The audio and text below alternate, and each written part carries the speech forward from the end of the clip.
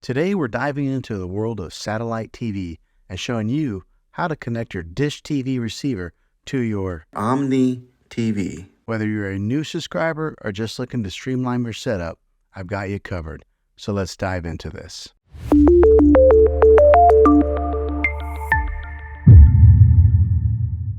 First things first, let's gather our tools. You'll need an HDMI cable to connect the Dish TV receiver to your smart TV. Make sure you have one handy before we get started. Next, locate the HDMI port on your smart TV. It's usually labeled as HDMI or HDMI-in. Simply plug one end of the HDMI cable into the HDMI port on your Dish TV receiver and the other end into the HDMI port on your smart TV. Once the cable is securely connected, power on both your smart TV and your Dish TV receiver. Your TV should automatically detect the receiver and display the Dish TV interference. Now use your TV remote to select the correct HDMI input. This will vary depending on the TV model, but it's typically labeled HDMI 1, HDMI 2, and so on. And just like that, you're all set.